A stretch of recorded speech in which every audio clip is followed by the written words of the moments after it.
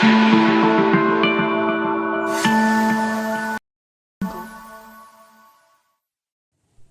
बच्चों, मैं आपकी राव मैम और आज आपके लिए मैं लेकर आई हूँ एक्सरसाइज 14.1 क्लास 8 एनसीईआरटी बुक से question number second.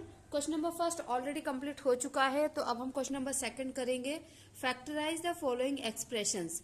Question number 1 में आपके पास क्या था बच्चों कि आप जो टर्म्स थे उनमें से कॉमन फैक्टर निकाल रहे थे, और जो क्वेश्चन नंबर सेकंड है इसमें लिखा है फैक्टराइज द फॉलोइंग एक्सप्रेशंस। तो फैक्टराइज द फॉलोइंग एक्सप्रेशंस का एक तरीके से मतलब यही होता है कि आपको कॉमन फैक्टर ही निकालने हैं, बट यहाँ पे आपके पास एक्सप्रेशन है इसलिए वो फैक्टराइज लिख रहे हैं।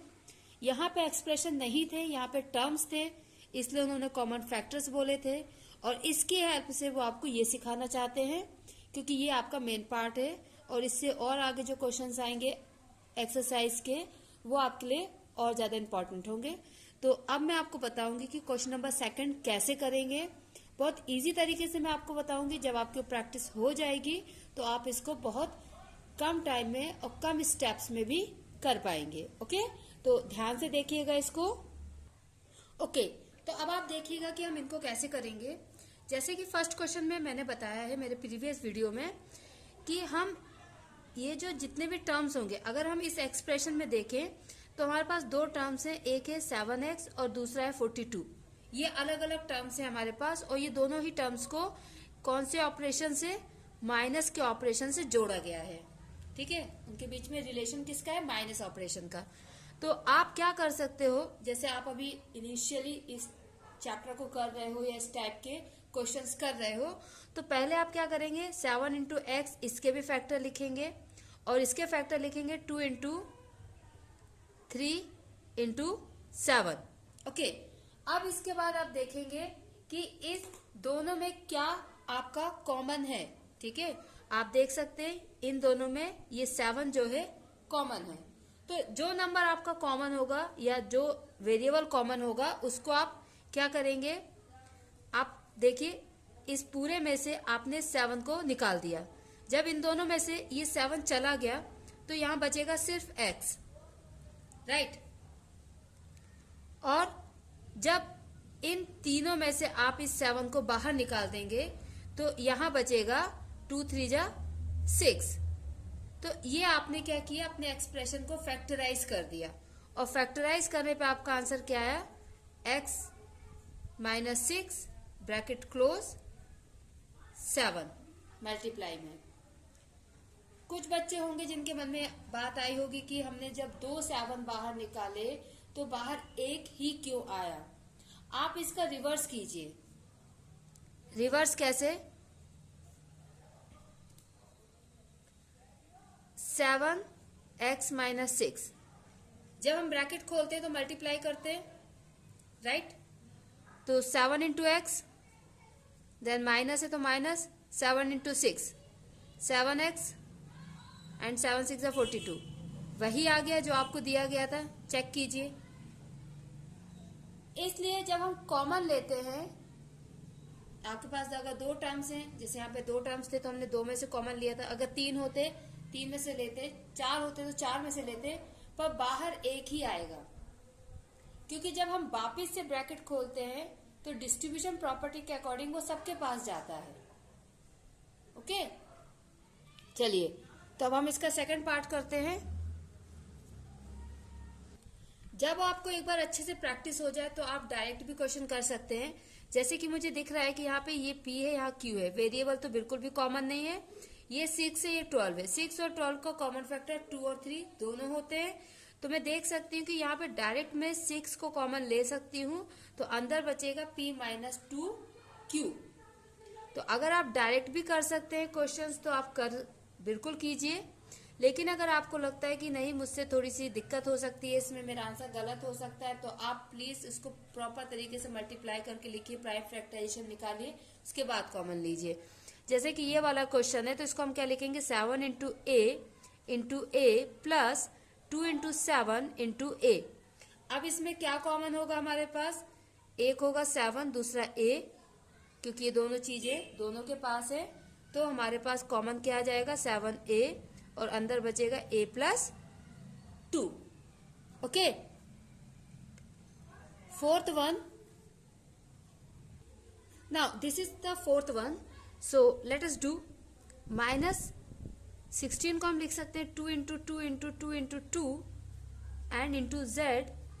20 को हम लिखेंगे 2 2 जा 4 एंड 4 5 जा 20. ओके, एंड z आपका क्यूब में है, मतलब z की पावर 3 है, इसलिए हम z को 3 टाइम्स लिखेंगे. ओके, अब इसमें से हम कॉमन निकालते हैं. 1 2 1 2 and z, only 1 z. Okay, तो कॉमन हमारा क्या निकला? 2 2 जा 4 और z तो 4 z, और अंदर क्या बचेगा? Minus 2 into 2 plus 5 into z into z, that is equal to 4z minus 4 plus 5z square. Okay, now next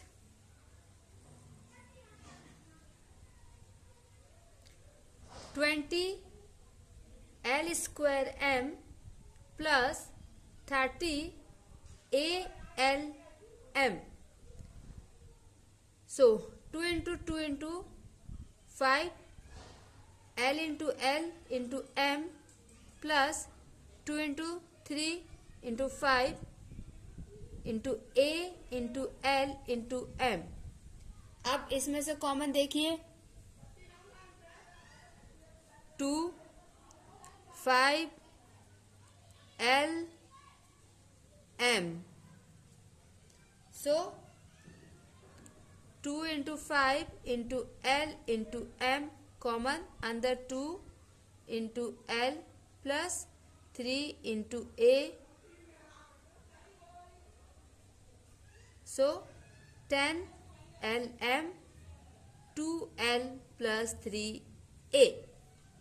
okay, I think बहुत इजी आपको लग रहा है इसको, लेकिन प्रैक्टिस जरूर कीजिएगा, अदरवाइज ये इजी से टफ बनने में इसको टाइम नहीं लगेगा. तो प्रैक्टिस आपको जरूर करनी है बच्चों. सो सिक्स्थ वन इज, अब यहाँ पे देखिए इतनी प्रैक्टिस हो चुकी कि मैं डायरेक्टली इसमें से कॉमन ले सकती हूँ और यहाँ पे मैं लिखूंगी x माइनस वाई. आप इसको ट्राई कीजिएगा कि आपका यही आंसर आ रहा है या नहीं. सेवंथ वन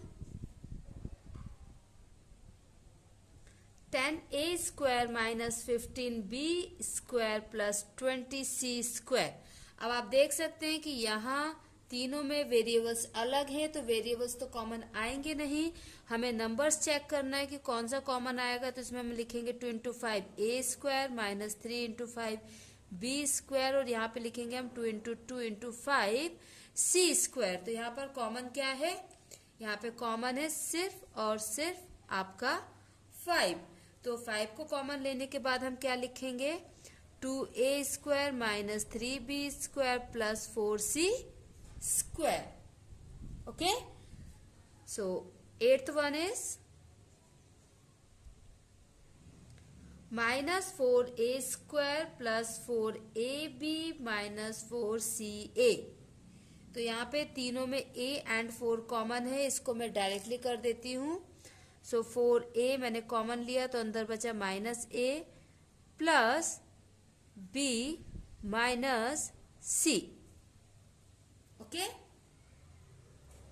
इसको आप रीअरेंज ऐसे कर सकते हो कि आप अगर इसमें से माइनस साइन कॉमन लेते हैं, ये माइनस अगर आप बाहर निकाल लेते हैं तो अंदर के सारे साइन आपके चेंज हो जाएंगे और आपका जो a है वो पॉजिटिव हो जाएगा. क्योंकि हम नॉर्मली ये कोशिश करते हैं कि जो फर्स्ट टर्म होता है किसी ब्रैकेट का, ये एक्सप्रेशन का, ये इक्वेशन का, वो अगर पॉजिटिव हो तो ज्यादा अच्छा है. अगर नहीं हो तो कोई दिक्कत नहीं है, बट अगर हो तो सही है. Now ninth one, x square y z plus x y square z plus x y z square. यहाँ पे आपका एक्स वाई जेड कॉमन आएगा, यहाँ से एक्स वाई जेड लेंगे तो एक्स बचेगा, यहाँ पर वाई बचेगा और यहाँ पर जेड बचेगा. बीच बीच में मैं कुछ क्वेश्चंस डायरेक्टली कर रही हूँ जिनको आपको ट्राई करना है, प्रॉपर तरीके से चेक करना है. तो ये है आपका लास्ट क्वेश्चन, क्वेश्चन नंबर 10. और ये थोड़ा सा देखने में ना कॉम्प्लिकेटेड लग रहा है, तो इसको हम प्रॉपर फैक्टराइज करके करेंगे. तो देखिए कैसे होगा, a into x into y plus b into x into y plus c into x into y into z. Okay, इसको हमने प्रॉपर फैक्टराइज कर लिया है, उसके बाद हम इसको कर रहे हैं। और देखिए ये मैं थोड़ा ना बच्चों के पॉइंट ऑफ व्यू से पढ़ाती हूँ कि बच्चों को क्या चीज कॉम्प्लिकेटेड लग सकती है, क्या नहीं लग सकती है, उसके अकॉर्डिंग थोड़ा सा मैं कोशिश करती हूँ। फिर भी अगर आप लोग को लगता है कि बीच में नहीं मैम ने ये छोड़ दिया या ऐसा कुछ उन्होंने कुछ थोड़ा सा टफ तरीके से बता दिया, तो आप मुझे ना कमेंट सेक्शन में जरूर कमेंट करके बताइए, क्योंकि ये आप लोगों के लिए है, ये आपका चैनल है, और आप जितना मुझे बताएंगे, जितना आप अपनी प्रॉब्लम्स शेयर करेंगे, मैं उतना ही ज़्यादा अच्छा करने की कोशिश करूँगी। तो वापस से क्वेश्चन पे आइए। एक तो ये हमारा x कॉमन है तीनों में, दूसरा या y देख सकते हैं जो तीनों में कॉमन है, यहाँ z नहीं है, यहाँ पर है और यहाँ पे भी z नहीं है, तो सिर्फ x and y he common है। तो x एंड y को हम बाहर निकाल लेते हैं, अंदर बचेगा ax प्लस y और यहाँ पे बचेगा cz plus cz। Okay, so this is our answer. और इसके साथ ही ये सेकंड क्वेश्चन एक्सरसाइज 14.1 का कंप्लीट होता है। आगे मैं क्वेश्चन नंबर 3 करूंगी नेक्स्ट वीडियो में। बस आप लोग पढ़ते रहिए और कमेंट सेक्शन से मुझे बताते रहिए कि आपको और क्या चाहिए और हम और अच्छा कैसे कर सकते हैं। Okay, thank you.